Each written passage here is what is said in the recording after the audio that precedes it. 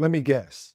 You're struggling to lead a very challenging team, and your project is probably off the rails or what we say basically derailing. But what if the key to success lies in how you adapt your leadership style? And are you really leveraging your team's strength, or are you probably just fighting them with all the resistance? In today's episode, we will be talking about addressing challenging team members when you are leading a project. Do you mind if I share a quick story with you? One of the things of leading projects you have to always understand is the importance of dealing with challenging team members and attacking it fast. See, what ends up happening over time is if you don't address it, if you don't meet it head on, over time it will continue to get worse. And trust me, you don't want that team to deal with when it starts getting challenging. And so what I've always learned to do is when I see an issue, when I see something going on, is to attack it right away. And attacking it to me is talking with that project team member or talking with that stakeholder to find out what is really going on, not the service layer, but what is the root of the actual issue. Point number one, recognize personality types. Now, we know there's so many different personality types. I don't want to get you boxed in into a personality type. I just want you to be cognizant of it, basically aware of these different personality types like introvert, extrovert, analytical, and big picture thinker. Why do I want you not to get boxed in into these personality types? There may be people that when they're in meetings, they're more of an introvert, but when they're around people that they know, they're extroverts. So you have to be able to understand that when you are on meetings. And the best way to do that is when you're on a meeting, find out who's doing a lot of talking. When the person who's doing a lot of talking, okay, we probably could say that this person may be, when it comes to meetings, is an extrovert. However, when it comes to something else, whether it may be sending an email and chiming in, they may be introverts in a way. They may be shy because they may not want to, they don't like that type of attention. So the point I'm trying to make, family, is even though you may identify a personality type using the same example of, hey, this person is in a meeting, they're always talking that they're extrovert. That may not be the case all the time as far as through everything. So you have to constantly be gauging your team as well as the stakeholders. Here's my actionable tip. Use tools like the DISC or the MBTI. These are basically team dynamics and tailor management style to fit each particular personality type. All right, let's move on to point number two. Assign roles that fit natural talents. This is something that, oh man, I got to be careful here. Forget being careful. The challenge is, family, is so many times I've watched how there's so many misaligned roles and it causes frustration.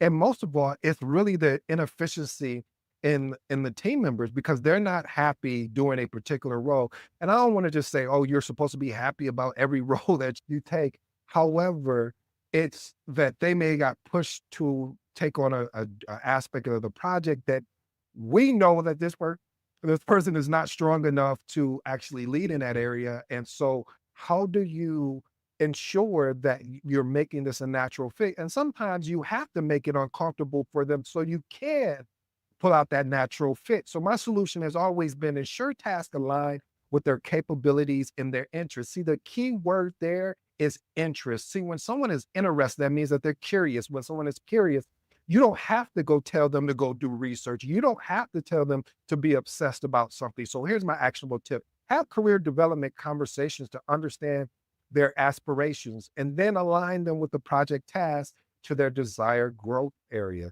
If somebody is saying, hey, I want to be more in a leadership role. Hey, how about you lead this call today? And you alternate to give them that exposure, to give them that opportunity. Because again, as we talked about, interest leads to curiosity, leads to research and being obsessed. Okay, point number three: involve them in decision making.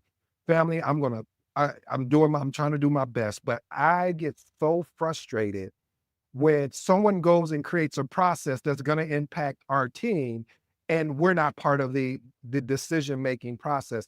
And decision making process, in my opinion, is not saying, hey, I don't want to I'm not trying to come in, maybe you've done a lot of research and everything, but you didn't talk with the people that are going to actually be using that process. And I see this so much. Somebody will go off in a silo area and create a process that is going to impact another team, but you don't even engage that team to get that feedback. So anytime on a project that I know that if we're about to change a process or create a new process or whatever that is, or procedure, I'm engaging the team or teams that they're going to impact because I need to understand, hey, where are the gaps at? So challenging team members often resist directive because they feel excluded. Just like the example I gave, there was a process created for our team that I resisted. Okay, it's just us, right?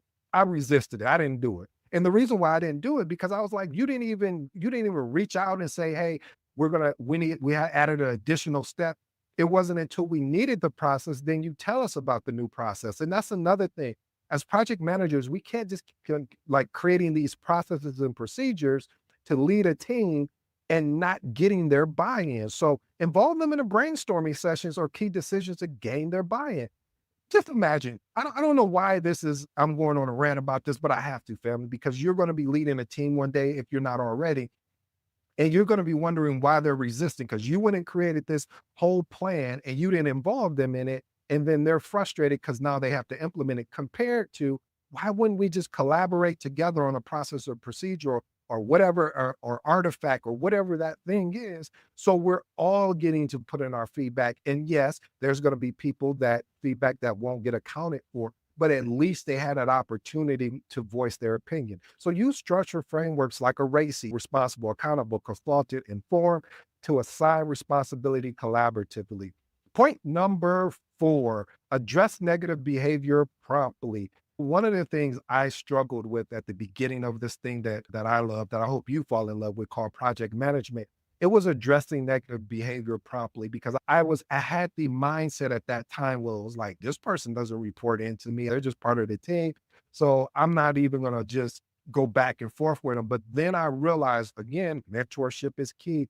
How it was important to address that behavior right away, because if you don't, now it continues to build up and it could be something as small or little and then it explodes. So ignoring toxic behavior can create resentment among team members and also derail your project. Here's my actionable tip. Use specific examples of the behavior, explain the impact on the team, and outline clear expectations moving forward. I always say a lack of clear expectation leads to frustration. So, again, address this issue. When you identify negative behavior, address it head on, be respectful, but be firm in your decision of addressing it right away. Point number 5, build trust through one-on-one meetings. This is my secret sauce. People ask me, how did you get such and such to join the meeting? I build relationships in one-on-one meetings. I reach out to say, hey, how was your day? And I'm genuine, really want to know, how was your day? How was your Christmas break? So meeting individually with someone, you will learn more about them. They feel more comfortable because it's not an entire team there on the call. And plus, you can uncover their motivation, most of all, their frustration, and what is the barrier for their performance. Here's my actionable tip. Ask open-ended questions like, what would help you contribute more effectively? See, this forces them to not answer with a yes or no or one single word answer. And my next one is document actionable next steps from the conversation. This is why when I was talking about leadership, when it came to meeting with your manager, I always say, document the conversation, not the and it's not a documentation to say, hey, I'm trying to show you that you said this on this a certain day. No, you want to be able to document that in which you can you leverage for your performance appraisal. Or if there is a disconnect between you and your manager, that you can say, hey, this is the information that we discussed. I documented it. This was 2 months ago. If it's something changed, no problem. But this is what we discussed. Remember what I talked about? A lack of expectations comes a lot of frustration. All right, let's move to point number 6. Establish clear expectations. That's one of my favorite words here.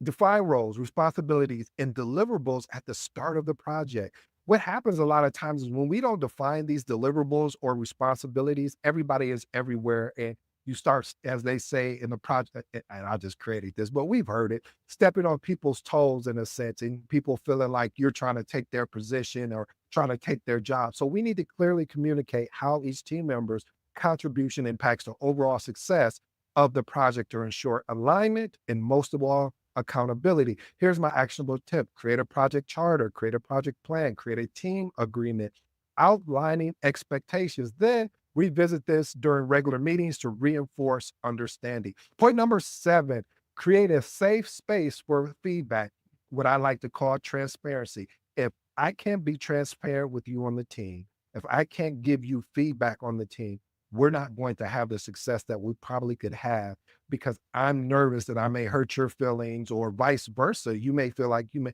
but if I'm being professional, I'm not trying to attack you. Let me say this too.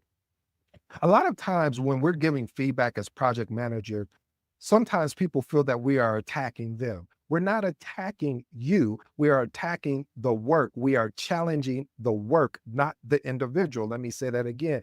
We are challenging the work, not the individual. You are attached to it, yes. However, what we're trying to do is ensure that this is a safe space, because if not, we won't be able to have the success that's required and that's needed of us. So allow team members, including your challenging ones, to voice their concerns and frustration without fear, judgment, or retaliation.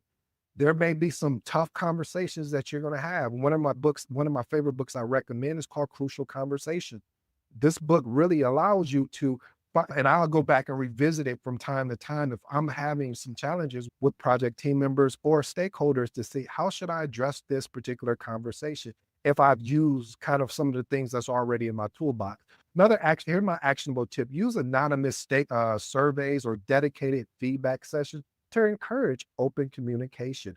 Point number 8, maintain consistent documentation. The motto here: documentation always beats what? Documentation always beats conversation.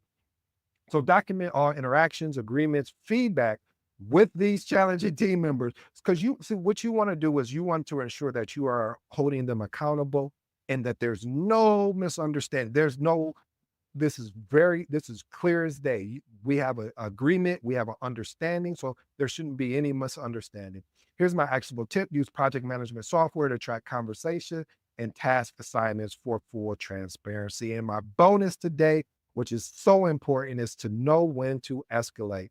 Despite best efforts, maybe you've done everything you potentially can do, some situations require escalation to higher management, or HR. Most of the time, it's going to go to your higher manager. Now, I've had incidents where it did go to HR, but recognize when a behavior crosses a line and take the appropriate action. Here's my actionable tip: escalate the issue with a detailed report of the problem.